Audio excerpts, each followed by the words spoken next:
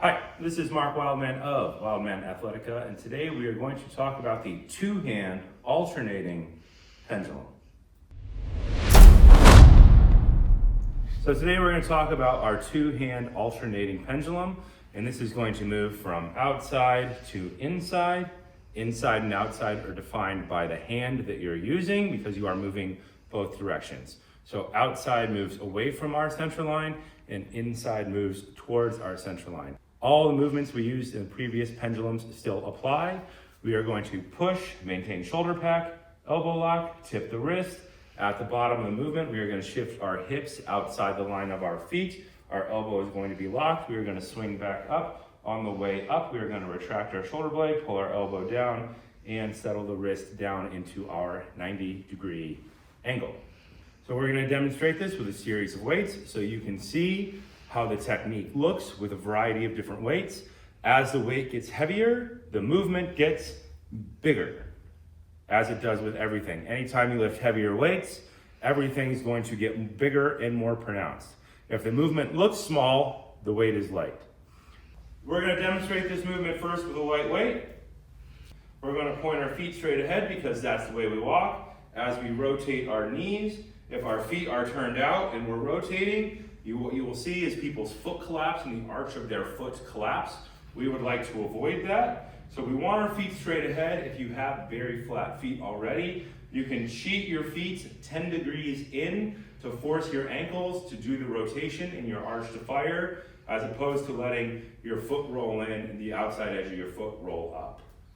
On the alternating pendulum, it does not matter which way you go first, as long as you do it consistently. If on the right hand you always go outside first, and on the inside you always go inside first, do both outside first. If you do both inside first, do both inside first.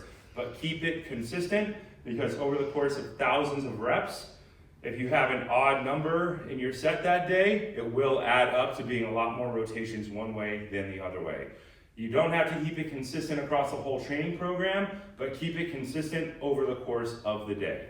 We're going to rotate. We're going to do our outside pendulum, push, tip, load down, bring it all the way back up. We're going to rotate 180 degrees across the top, shifting our hips from one hip all the way to the other hip. Keep the weight in the heel of your foot instead of in the toe of your foot. If your foot heel lifts up off the ground, or if your foot is moving around, then you're not standing in your heels yet, you're standing in your toes. Get your weight in your heels.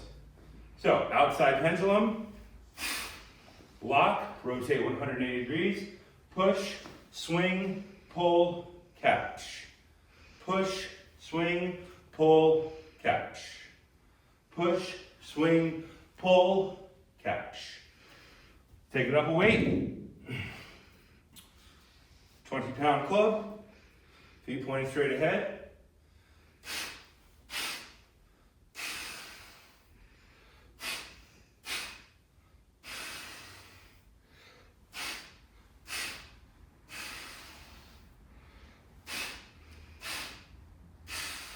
£25-pound club.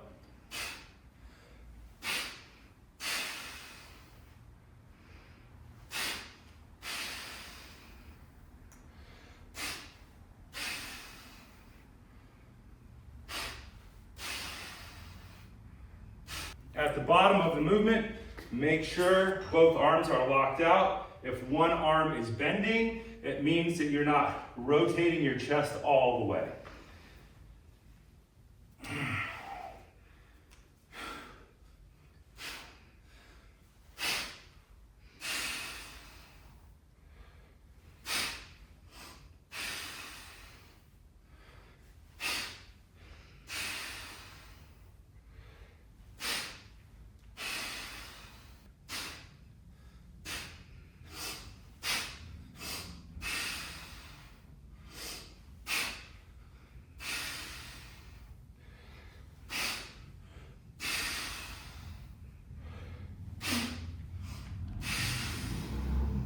Next up is our 45-pound club, which is the heaviest club commercially available. Technique gets much bigger the heavier the club gets.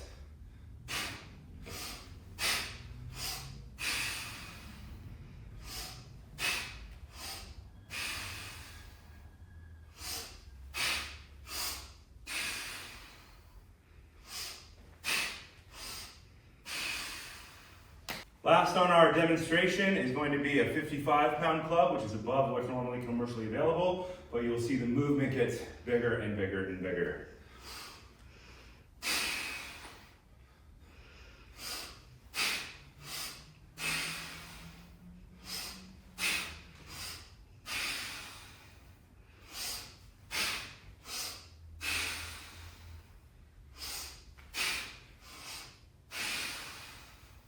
To review, our two-hand alternating pendulum, two hands on the club, rotate your body, keep the weight in front of your center line, push both elbows lock out, tip down.